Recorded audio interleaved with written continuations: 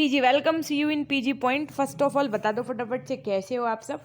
आज की जो अपनी यूनिट होने वाली है ये आपकी इस पेपर की लास्ट यूनिट है, ये जो चल रही है यूनिट 4, ठीक है।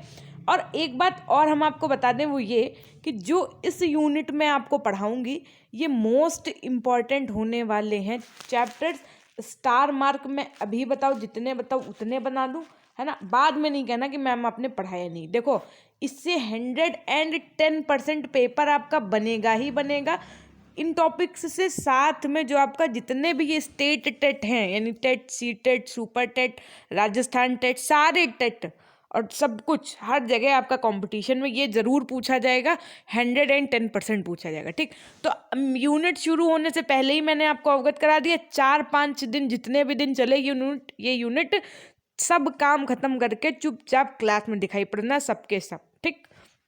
अब हम आपको बता दें कि अगर आपको हमारे इन क्लासेस की पीडीएफ चाहिए तो आप हमारे टेलीग्राम चैनल से जुड़ जाइए, जिसका लिंक आपको डिस्क्रिप्शन बॉक्स और कमेंट सेक्शन में मिल जाएगा, या आप सर्च कर सकते हैं PGPOINT पीजी पॉइंट, जो आपके चैनल का नेम है, ठीक है। सो अब आइए शुरू करते हैं कि शिक्षा का अधिकार अधिनियम 2009 आखिर है क्या, इसके क्या फायदे हैं, क्या नुकसान है, सब कुछ पूरा पढ़ेंगे। देखो इस यूनिट का नाम ही है शिक्षा के लिए नवीन कल्याणकारी कार्यक्रम। तो जो आप अभी पढ़ेंगे नेशनल एजुकेशन पॉलिसी, ये मतलब दुनिया की चीज़ें जैसे सर्व शिक्षा अभियान हो गया आपका, है ना, सब कुछ पढ़ाया जाएगा। तो बिल्कुल टेंशन ना लो, ये सोचो कि हम अवेयरनेस के लिए पढ़ रहे हैं। जो शिक्षा का अधिकार अधिनियम है ये हमको पता होना चाहिए, हम इस भारत देश के नागरिक हैं, ठीक, ऐसे सोच के पढ़ लो।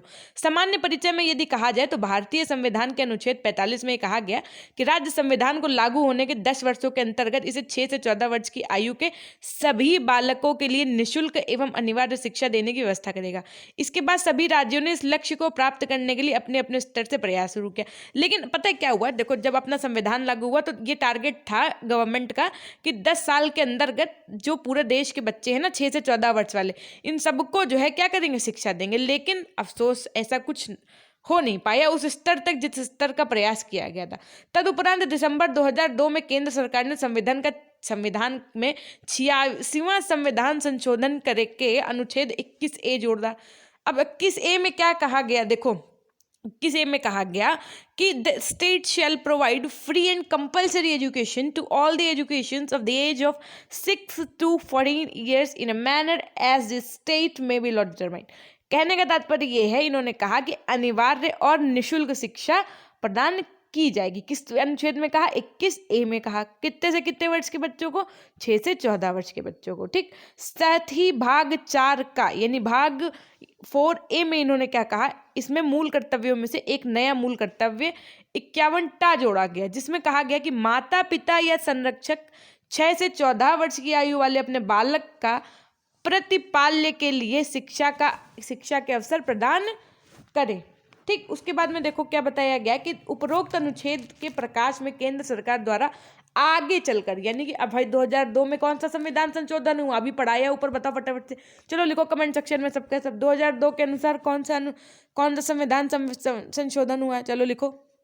अब देखो 2009 में बालकों का निःशुल्क और अनिवार्य शिक्षा का अधिकार अधिनियम 2009 पास किया गया। इस अधिनियम में क्या है, इस अधिनियम को ही क्या नाम दे दिया गया आपका, शिक्षा का अधिकार अधिनियम 2009 कहते हैं। इसके अनुसार क्या कहा गया कि निश्चित आयु वर्ग के बालकों को कक्षा 1 से 8 तक की निःशुल्क शिक्षा प्राप्त करने का अधिकार है। सरकार ने अप्रैल 2010 में इससे कानून के रूप में लागू भी कर दिया। तो अब आप बताओ शिक्षा का अधिकार अधिनियम जो है तो उसमें क्या कहा गया। देखो मैम अभी आपने हम लोगों को पढ़ाया कि एक निश्चित आयु वर्ग के बच्चे को ये राइट है कि वो कौन से क्लास से कौन से क्लास तक, तो 8th तक की जो आपकी शिक्षा है वो कैसे प्राप्त हो जाए, निःशुल्क प्राप्त हो जाए। देखो यही लाइन लिखी थी कि इस क्या बताया कि एक निश्चित आयु वर्ग के बालकों को कक्षा 1 से 8 तक की निःशुल्क शिक्षा प्राप्त करने का अधिकार है। और सरकार ने इसको कब लागू कर दिया, तो 2002 में। हाँ तो जो बच्चे कह रहे हैं 86वां संविधान संशोधन हुआ था 2002 में, वेरी गुड। अब देखो क्या है अधिनियम, आखिर अधिनियम के अंतर्गत क्या लिखा है, तो बताओ देखो क्या लिखा है। पहली बात ये लिखी है कि 6 से 14 साल की उम्र के प्रत्येक बच्चे को मुफ्त और अनिवार्य शिक्षा का अधिकार है। संविधान के 86वें संविधान संशोधन द्वारा शिक्षा के अधिकार को प्रभावी बनाया गया। फिर दूसरे पॉइंट में क्या लिखा गया, सरकारी स्कूल सभी बच्चों को मुफ्त शिक्षा उपलब्ध कराएंगे और स्कूलों का प्रबंधन स्कूल प्रबंध समितियों यानी SMC द्वारा किया जाएगा। निजी स्कूल न्यूनतम 25% बच्चों को बिना किसी शुल्क के नामांकित करेंगे। निजी स्कूल मतलब जो प्राइवेट स्कूल है उनका नियम, अब भले वो नियम फॉलो ना हो रहा हो, लेकिन नियम यही है कि जैसे मान लो 100 बच्चों का एडमिशन लेना है आपको, तो जो 25 बच्चे पढ़ेंगे उसमें वो निःशुल्क पढ़ेंगे। कैसे पढ़ेंगे? निःशुल्क पढ़ेंगे, है ना। मतलब उनका एडमिशन क्या होगा बताओ? बिना किसी शुल्क के होगा। लेकिन ऐसा अफसोस होता ही नहीं है मैक्सिमम स्कूल्स में, वो गाइडलाइंस फॉलो ही नहीं करते हैं। अब देखो, गुणवत्ता समेत प्रारंभिक शिक्षा के सभी पहलुओं पर निगरानी के लिए प्रारंभिक शिक्षा के लिए राष्ट्रीय आयोग बनाया जाएगा। क्या बनाया जाएगा? तो राष्ट्रीय आयोग बनाया जाएगा। अब शिक्षा के अधिकार अधिनियम के उद्देश्य क्या है, मतलब आखिर ऐसा क्यों किया गया? मतलब हम लोग चाहते तो ये अधिकार अधिनियम ना लाते, जैसे चल रही थी चीजें वैसे चला करती, लेकिन आखिर इसका उद्देश्य क्या था, इसका एक्चुअल में इस नियम को लाने का एम क्या था, टारगेट क्या था गवर्नमेंट का? तो देखिए, सबसे पहले आर्थिक रूप से कमजोर वर्गों के बालकों को मुफ्त एवं अनिवार्य शिक्षा प्रदान कर शिक्षित करना। यानी कि वैसे बच्चे जो थोड़ा कमजोर वर्ग के थे, मतलब जिनको जिनके लिए कह सकते हैं आपकी पढ़ाई लिखाई को इतनी इंपॉर्टेंस नहीं दी जाती थी घर में, और साथ में कुछ अपनी आर्थिक भी दिक्कतें होती थी, तो मान लो बच्चा पढ़ना भी चाह रहा है तो भी नहीं पढ़ पा रहा है। ठीक। अब दूसरा पॉइंट कि प्राथमिक शिक्षा को सर्वसुलभ बनाना तथा इसका सार्वभौमिकरण करना। यानी कि जो आपकी एजुकेशन है ना, इसको जो है ऐसा बना देना कि सब जो भी जितने भी लोग हैं वो सब कैसा महसूस करें, सहज महसूस करें, तथा ये ग्लोबल तरीके पर यानी ग्लोबलाइजेशन करने के मूड में थे, सार्वभौमिकरण। ठीक। अब देखो, आज इस लेवल पे है, कितने प्राइमरी स्कूल खुल गए, कितने जूनियर स्कूल खुल गए कि हम लोग, आप लोग, सब लोग मिलकर प्राइमरी और जूनियर के लिए प्रिपरेशन कर रहे हैं, बताओ, है ना।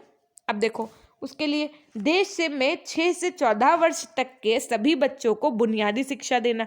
मतलब जो अब आप इस देश में अगर जन्म लिए हैं, इस देश के अगर आप बच्चे हैं, तो 6 से 14 वर्ष तक तो आपको नॉलेज जो वो है फ्री ऑफ कॉस्ट मिलनी ही चाहिए बालकों। क्यों देखो, ऐसा क्यों किया इन्होंने? क्योंकि हमने आपको बताया था देश का भविष्य कौन है, तो डायरेक्टली वे में देखा जाए तो बच्चा है कि नहीं है, तो बच्चे का पढ़ा लिखा होना जरूरी होगा कि नहीं होगा। बालकों की शिक्षा के प्रति रुचि को बढ़ावा देना, यानी कि उनको इनके अंदर इंटरेस्ट जगाना बच्चों के अंदर कि बेटा पढ़ लिख लो तो बन जाओगे नवाब, है ना।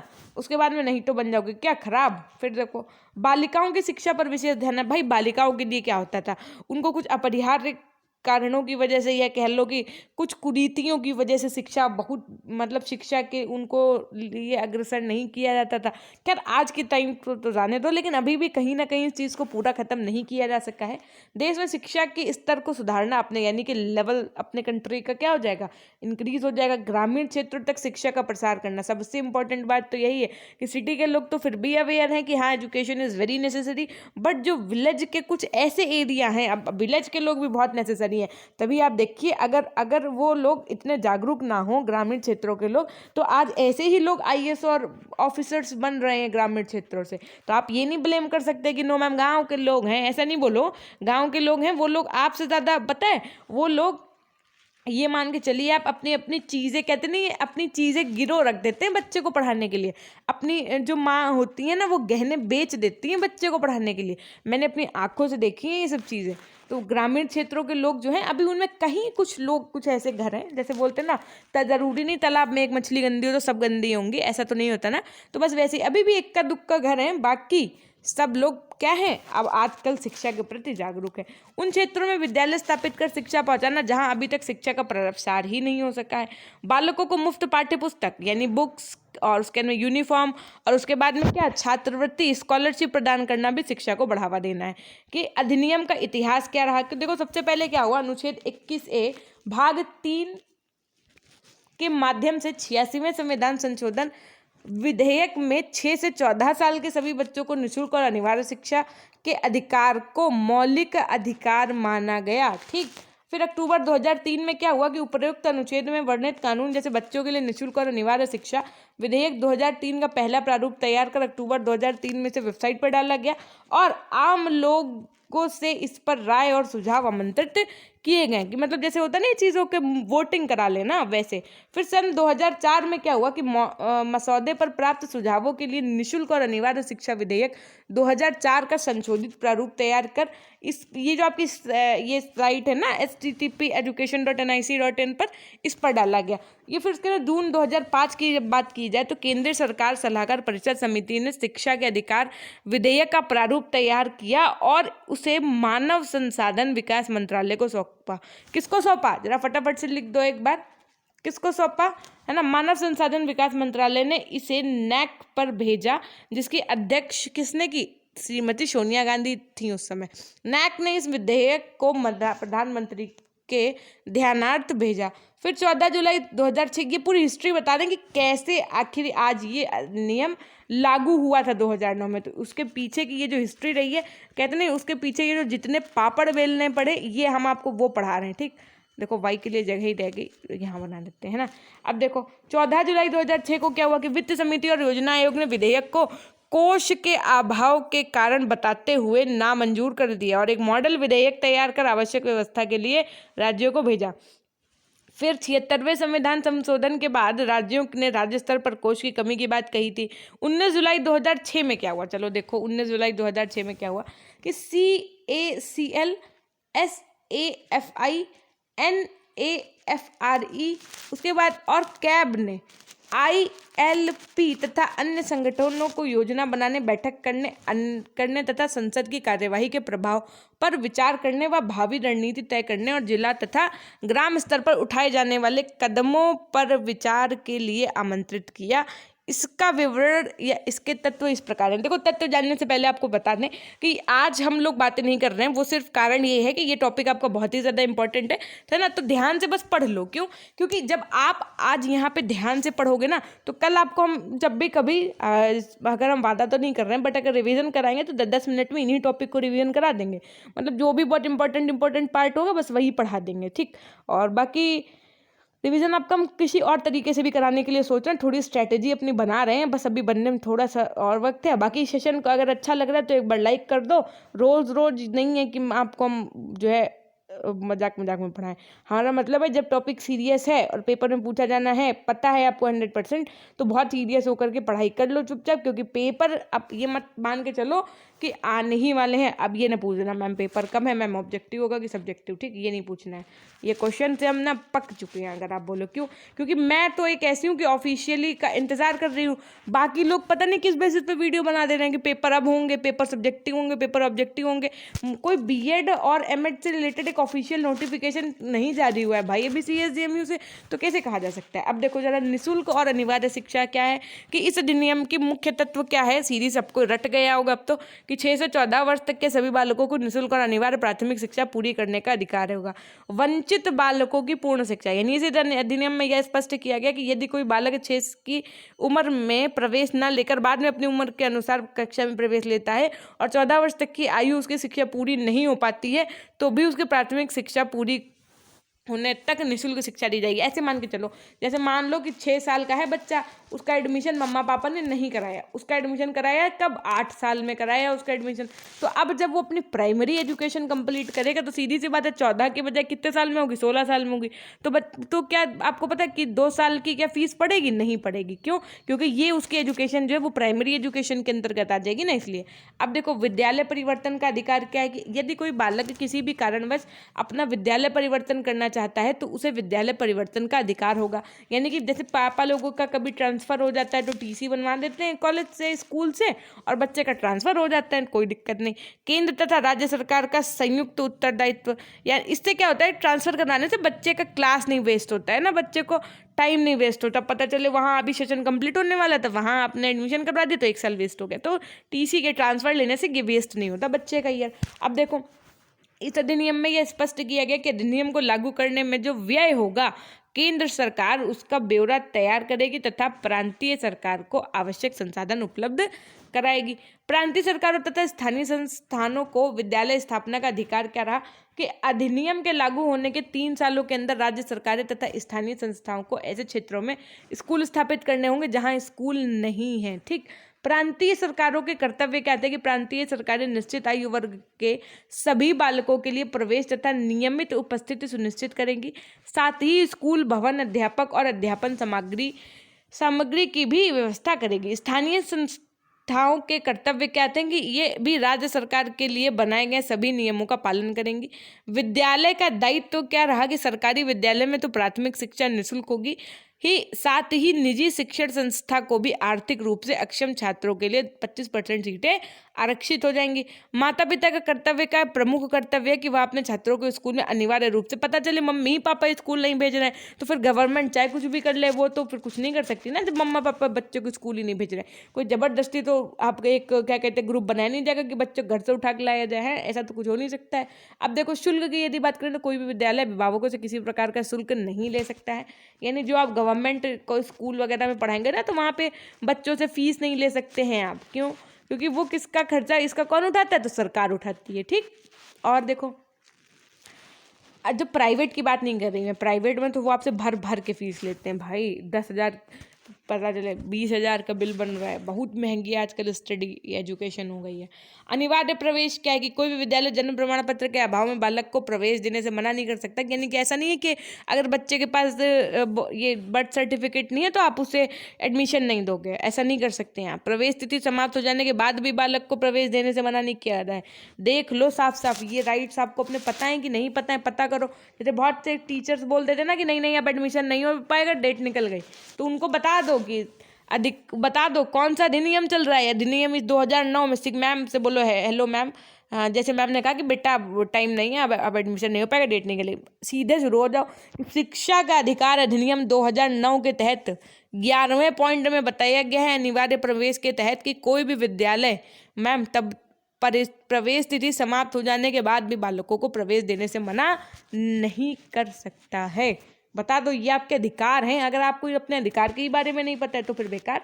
दंड की व्यवस्था, किसी बालक को आप शारीरिक या मानसिक दंड देना कानून अपराध है और विद्यालय में इसका प्रयोग ना किया जाए। अनुत्तीर्ण होना, यानी किसी बच्चे को कक्षा में अनुत्तीर्ण नहीं किया जाएगा और ना ही स्कूल से निष्कासित किया जाएगा। ऐसा नहीं, पहले के ज़माने में क्या होता था, बच्चे फेल हो जाते थे, अब चाहे कुछ कर ले बच्चा। इसीलिए तो बच्चे आजकल के ढीठ होते चले जा रहे हैं। फेल होना नहीं, उनको फेल होने से कोई डर नहीं। आराम से जो मन है, जितना मन है उतना गेम खेलो, जितना मन है उतनी वेब सीरीज देखो, जितना मन है उतनी वीडियो बनाओ, टिकटॉक बनाओ, रील्स बनाओ। एक तो ये कोरोना जब से आ गया 2 साल में, बच्चे और बर्बाद हो गए। क्यों? क्योंकि उनको पढ़नी थी ऑनलाइन पढ़ाई, उनको लेके दे दिया गया फोन। बताओ हम सही कह रहे हैं कि गलत कह रहे हैं, है ना? और उनको एक इस बात का तो डर है ही नहीं कि हम फेल हो जाएंगे, क्योंकि अनुत्तीर्ण किया नहीं जाएगा, ये सरकार की तरफ से नियम।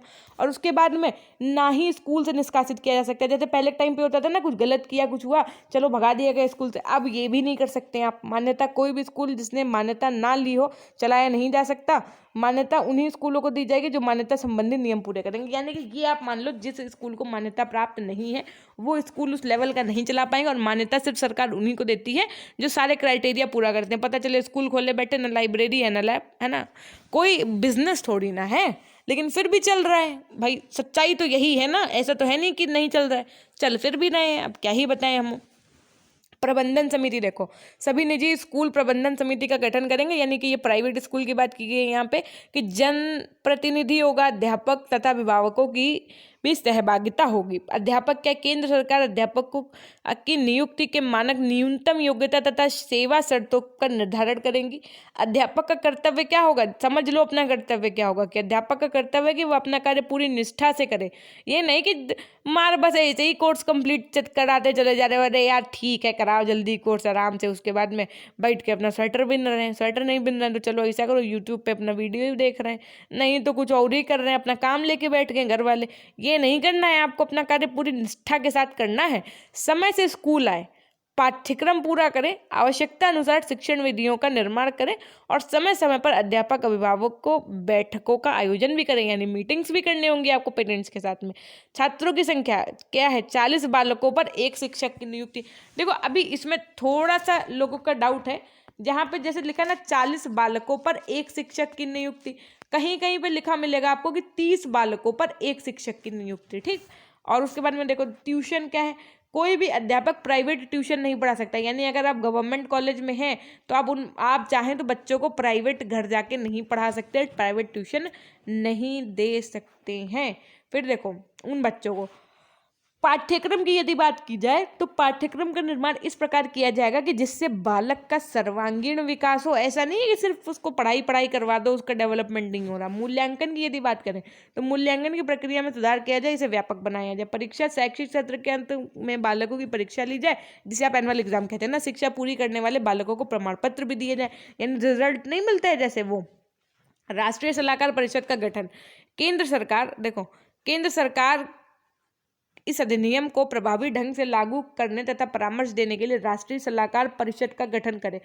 बताओ, पहले एक बात बता, चीज़ें समझ में आ रही है कि नहीं आ रही, क्लास समझ में आ रही है कि नहीं आ रही। देखो थोड़ा सा तो आपको ये पढ़ना ही पड़ेगा, जो चीज़ें याद करने वाली हैं वो याद करनी ही पड़ेंगी। जब मैं आपको सारे पॉइंट्स पढ़ाऊंगी ना तब आपको थोड़ा थोड़ा याद रहेगा ना, इसीलिए मैं सारे पॉइंट्स कवर करती हूँ। और मैं ये चाहती हूँ कि अगर मान लो मैं चाहूँ तो मैं इन पॉइंट्स को ना लूँ अपने PDF बनाते समय, लेकिन मैं जानबूझ के सारे पॉइंट्स ले लेती हूँ। वो इस वजह से कि जब भी ये PDF आपको टेलीग्राम के माध्यम से पहुँच जाए, जिसका लिंक आपको डिस्क्रिप्शन बॉक्स और कमेंट सेक्शन में मिला है, कम से कम जब आप रिवाइज करें ना तो आपके पास सारे पॉइंट्स हो, या आप जब नोट्स बनाए तो कम से कम इन 30 पॉइंट्स में से अगर मान लो 10 पॉइंट्स भी लिखे ना तो अपने मन के पॉइंट्स तो लिख सकते हैं। अब पता चले हम ही ने आपको 10 पॉइंट्स पढ़ाए, आपको उनमें 2 पॉइंट्स याद है, आप 1 पॉइंट्स लिख के नोट्स बना ले रहे हो, तो फिर क्या मीनिंग होगा उस चीज़ का? कोई मीनिंग नहीं होगा, है ना। अब देखो, राष्ट्रीय सलाहकार के रूप में केंद्र सरकार ने इस अधिनियम को प्रभावी ढंग से लागू करने तथा परामर्श देने के लिए राष्ट्रीय सलाहकार परिषद का गठन किया।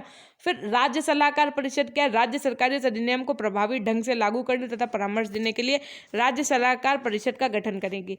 शिक्षकों की रिक्तियों को भरा जाना, राज्य सरकार और स्थानीय अधिकारी यह सुनिश्चित करेंगे कि विद्यालय में शिक्षक की रिक्त पद कुल स्वीकृत पद संख्या के 10% से अधिक नहीं होंगे। अनुसूची को संशोधन करने की शक्ति, केंद्र सरकार अधिसूचना द्वारा किसी मानक को अनुसूची में परिवर्धन या उसका लोप करके उसका संशोधन कर सकेगी। जरा ये बताओ, शिक्षा व्यवस्था जो है वो किस सूची के अंतर्गत आती है? राज्य सूची, केंद्र सूची या समवर्ती सूची? बताओ, फटाफट से जवाब दो।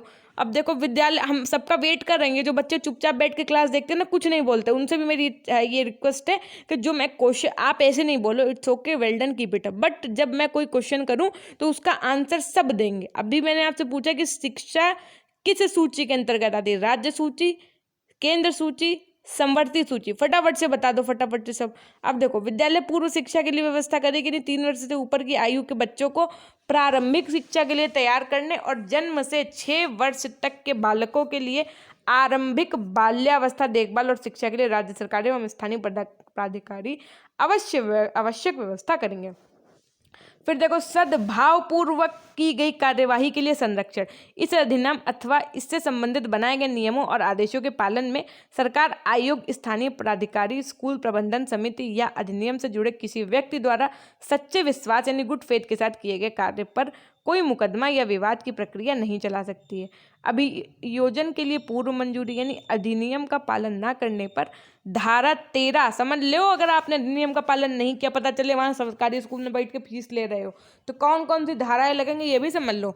धारा 13, धारा 18 एवं धारा 19 के अधीन दंडनीय अपराधों के लिए कोई भी अभियोजन सरकार के निर्दिष्ट अधिकारी के पूर्व मंजूरी के बिना संस्थित नहीं किया जाएगा।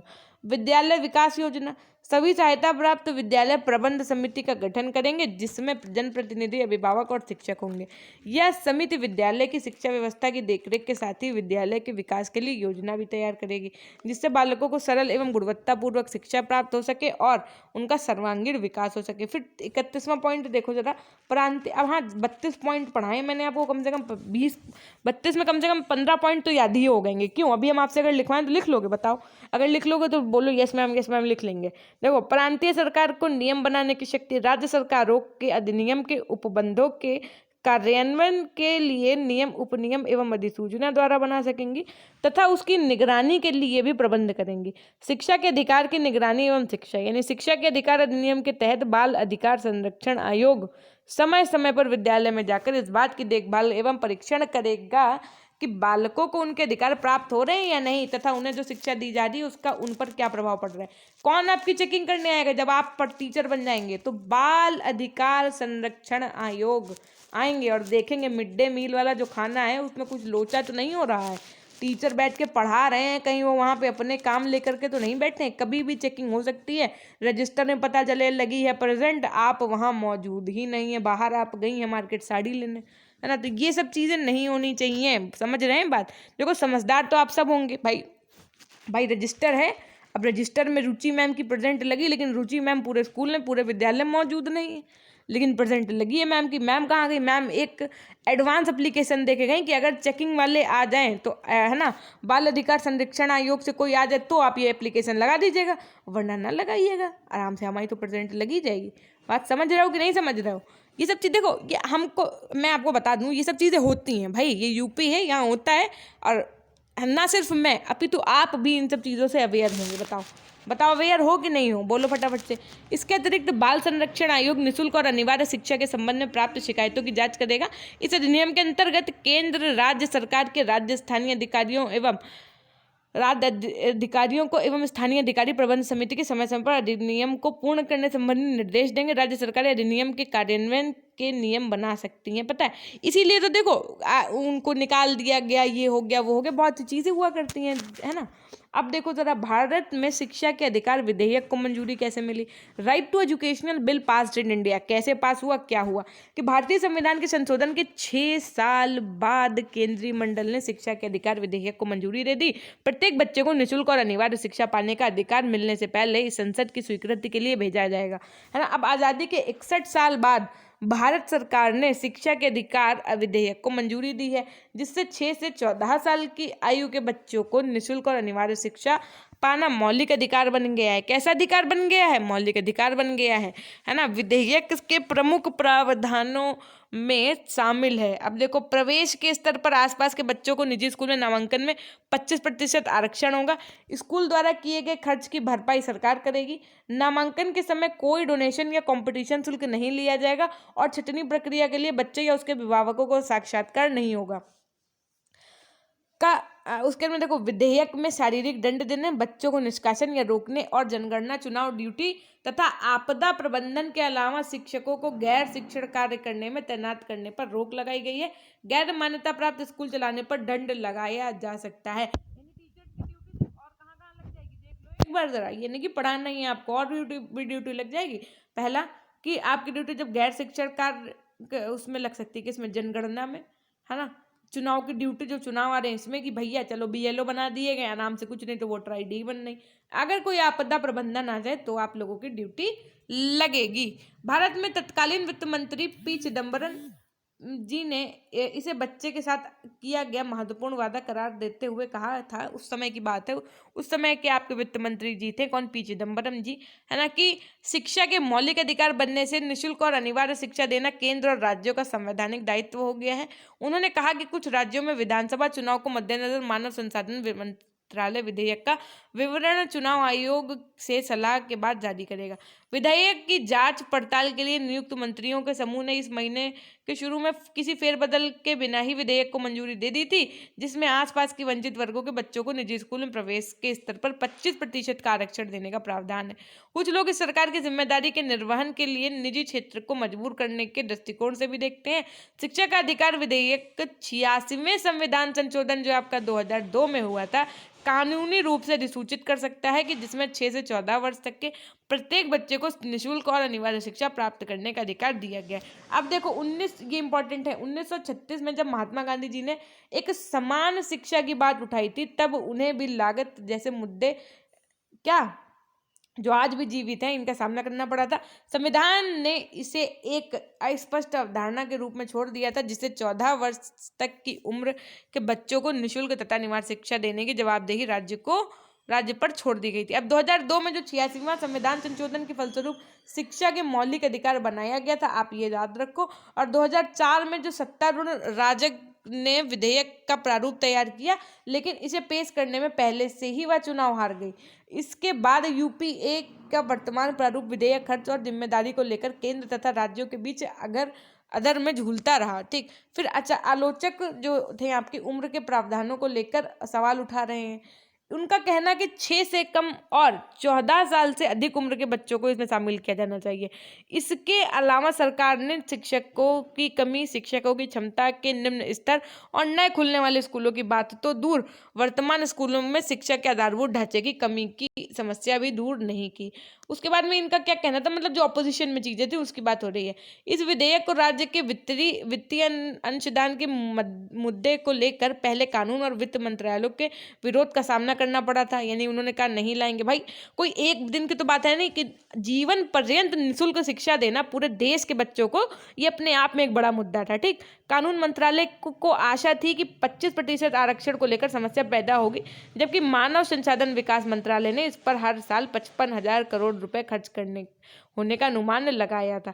योजना आयोग ने इस राशि की व्यवस्था करने में असमर्थता जताई थी। राज्य सरकारों ने कहा था कि वे इस पर होने वाले खर्च का हिस्सा भी देने के लिए तैयार नहीं है, इसलिए केंद्र को पूरा खर्च स्वयं वहन करने के बारे में सोचना पर मजबूर होना पड़ा था। तब की बात है। ठीक, विधेयक के प्रारूप में 3 साल के भीतर ही हालांकि इसे प्रारंभिक स्कूल खोले जाने का लक्ष्य है। हालांकि स्कूल शब्द से सभी आधारभूत संरचनाओं से युक्त स्कूल की छवि ही बनती है। बात समझ में आ रही है कि क्या क्या ब्लंडर्स आए थे, वो सब बताया जा रहा है आपको। जब ये नियम लागू होना था तो कितनी कितनी चीज़ों का सामना करना पड़ा था इवन गवर्नमेंट को भी।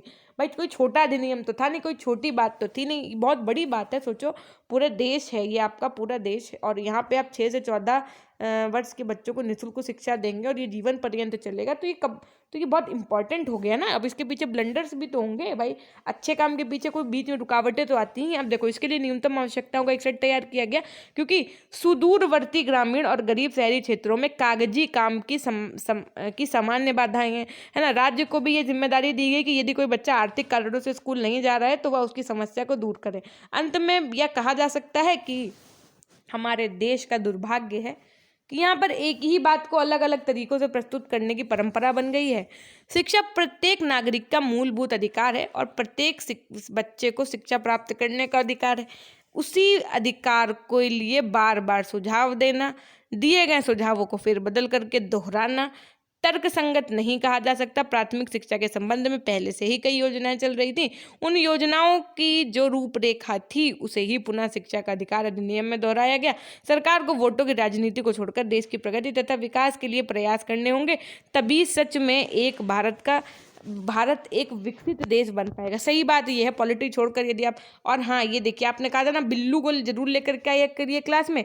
देखिए आज हम न्यू बिल्लू को लेकर के आए आपकी कक्षा में। देखो ये हैं, इनको जब पता चला कि मेरे अधिकार ये हैं तो ये एकदम ऐसे शॉक्ड रहेंगे कि अरे मैं आगे चल के निःशुल्क शिक्षा प्राप्त कर सकता हूँ। वाओ, देख रहे हैं आप, ये कैसे देख रहे हैं आपको, एक आंख इनके आप देखिए जरा, यही है, इन्हीं का नाम है बिल्लू। ये आपकी क्लास के बिल्लू हैं, ये रोज आपको मिलेंगे अब सुबह शाम की कक्षा में, है ना। तो बिल्लू से आप मेरे से मिलने जरूर ना हो, पढ़ने जरूर ना हो, लेकिन अपने बिल्लू से मिलने जरूर आओ, है ना। देख रहे हैं आप इनको, ये इनको जब पता चला कि ओ वाओ ग्रेट, ये हैं सारे मेरे राइट्स, तो सो ग्रेट। जब इनको पता चला कि मैं 6 से 14 वर्ष तक अभी फ्री में पढ़ाई करूँगा तो कहने लगे अच्छा ऐसा न्यू। देख रहे हैं आप इनको, गौर से देखिए, इनकी एक आँख देखिए आप केवल, है ना। कितने सुंदर होते हैं बच्चे। सोचो ऐसे बच्चे अगर आपको पढ़ाने को मिल रहे हैं तो पूरा टाइम आपको कितनी मजा आए, नहीं आपसे केवल ऐसे एक आंख उठा के क्वेश्चन ही करते रहे। सो ये थी हमारी आज की कक्षा, और ये कह रहे हैं कि मैम का टेलीग्राम चैनल ज्वाइन कर लो अगर नए हो तो। और दूसरी बात ये बता रहे हैं कि पीजी पॉइंट के नाम से है चैनल, है ना, जिसका लिंक आपको डिस्क्रिप्शन बॉक्स कमेंट सेक्शन में मिल जाएगा। बाकी कह रहे हैं कि जिन्होंने सेशन को लाइक नहीं किया फटाफट से लाइक कर दो, और चैनल को शेयर करना भी नहीं भूलना। ये सब हम नहीं कह रहे हैं, सब बिल्लू कह रहे हैं, ठीक। और कमेंट सेक्शन में कमेंट करना तो भूलना ही नहीं है। देख लो, इसीलिए गुस्सा हो गए हैं हम, एक आग उठा रहे हैं कि भाई अभी तक कमेंट्स क्यों नहीं किए, लाइक क्यों नहीं किया, ठीक। तो ये थी हमारी आज की कक्षा, कैसी लगी बताना ना भूलिएगा। It's my humble request to you all कि प्लीज़, चाहे जितना आपको टफ लगे लेकिन फिर भी आपको ये 1 वीक की जो क्लासेस चल रही है ना, रामबाण क्लासेस हैं, पढ़ लो बच्चा, पढ़ लो, ठीक। भाई यही कहना चाहेंगे अंत तक, है ना। सो यहीं से करते सेशन को एंड, और हमेशा की तरह लिख दो भैया ज़रा, बिना बोले ही लिख दिया करो अब तो। जब तक हम लाइन बोला करें तब तक वो सारे मैसेजेस आने लगा करे। देखो, अपने मम्मा पापा दादी दादू अपने फैमिली मेम्बर से मेरे लिए आशीर्वाद ले लीजिएगा सभी, और उस आशीर्वाद को इकट्ठा करके रखते रहो, एक साथ ले लेंगे आके हम आपसे। बाकी हमेशा खुश रहिए, मुस्कुराते रहिए, कभी अपने लिए तो कभी अपनों के लिए। Till then take care, bye bye, meet up with you in next class. If you have any doubt or any query or any questions, you can send a message in the Telegram group also or in the comment section. Thank you.